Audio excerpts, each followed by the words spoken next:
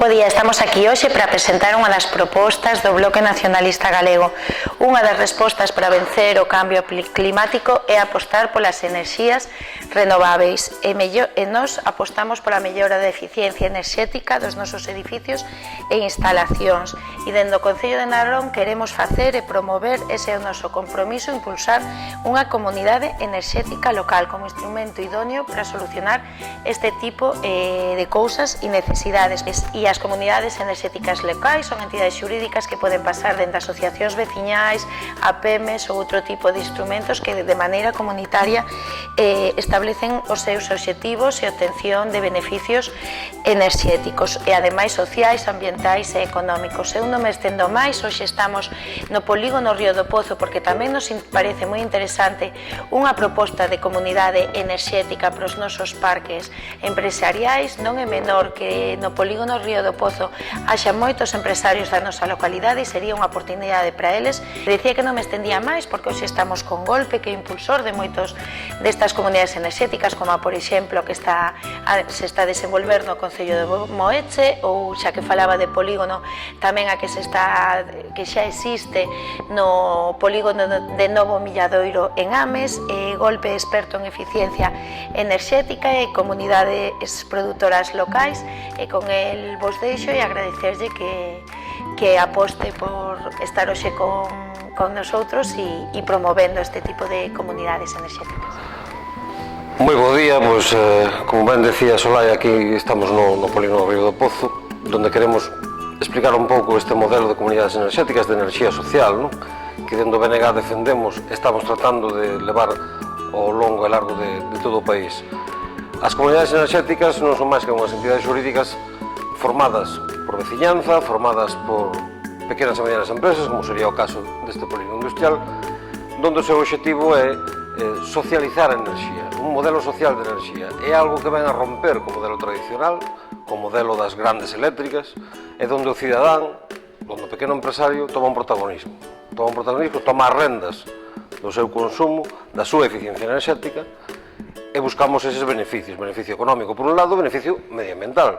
Date conta que as comunidades enerxéticas producen enerxía local de kilómetro cero e sempre con fontes renovables, non? Ben fotovoltaica, ben mini eólica, ben mini hidráulica, calquera outra fonte que sexa de orixe renovable.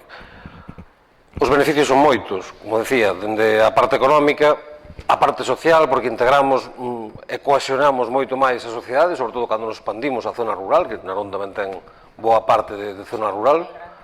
Pois aí temos unha boa chave, non? Para axudarnos a volver a cohesionar as parroquias, a volver a cohesionar as aldeas. E logo están os beneficios medioambientais, enerxía renovable de kilómetro cero. E no caso dos polígonos industriais é moi interesante porque hai moita coberta disponible onde a enerxía fotovoltaica pode ter un protagonismo excepcional, non? Naves ben orientadas que poden recepcionar instalacións cun custe moderado, onde prácticamente en 3-4 anos temos un período de retorno da inversión, co cal facemos que estas empresas, estas PEMES que están aquí creando riqueza, creando postos de traballo, sexan máis competitivas, teñen unha enerxía a un menor custe e, por tanto, poden competir mellor diante de outras que non teñen esta facilidade para acceder. Pero a comunidade enerxética non se queda só en producir enerxía e compartir enerxía.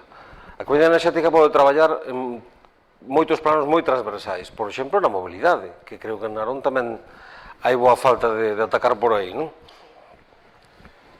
Vamos a novos sistemas de mobilidade, estamos abandonando o petróleo para movernos, está penetrando o vehículo eléctrico, o híbrido enchufable. Bueno, pois a comunidade enerxética aí tamén terá algo que dicir, tamén pode difundir estes novos modelos de mobilidade, pode promocionar a instalación de puntos de recarga, que non sei cantos temos agora neste concello, pero que creo que hai 1, 2, 3, e case sempre promoción privada, non? Pois hai o concello como... E hai espazos onde instalar. Exacto. Sobra, espazos sobra. Aí o concello sí que ten que ter un protagonismo especial, non ten que ter un protagonismo en... Primeiro en difundir, non? En difundir o modelo da comunidade enerxética, o modelo da enerxía social, logo en traccionar ese proxecto, é dicir, o concello ten multitud de propiedades, multitud de edificios que poden ser o objetivo tamén de recepcionar este tipo de instalacións, co cal pode facilitar, pode poñer esas cubertas a disposición da comunidade enerxética. E logo tamén se pode beneficiar, porque é un consumidor neto de enerxía. A segunda factura máis grande que paga o Concello de Narón é a de electricidade, non? Por tanto, aí tamén ten un bon aforro anexionando os seus puntos de consumo a esta comunidade enerxética. Por ende, eu creo que o modelo BNG, o modelo de enerxía social que estamos levando por todo o país, ten un encaixe perfecto neste Concello, que combina tres grandes áreas industriais cunha área urbana e con 4 ou 5 áreas importantes rurais, co cal é o sitio ideal para botar a andar, como decías, un modelo de Moecho, un modelo do Concello de Cabanas, de onde veño, por certo, onde estamos traballando arreo xa para regular eses estatutos que fan falta e empezar a traballar no plano técnico. Co cal, nada, animarvos a que unha vez que cheguedes ao goberno, pois lanzar esa comunidade enerxética e teredes a miña axuda para que vos queirades.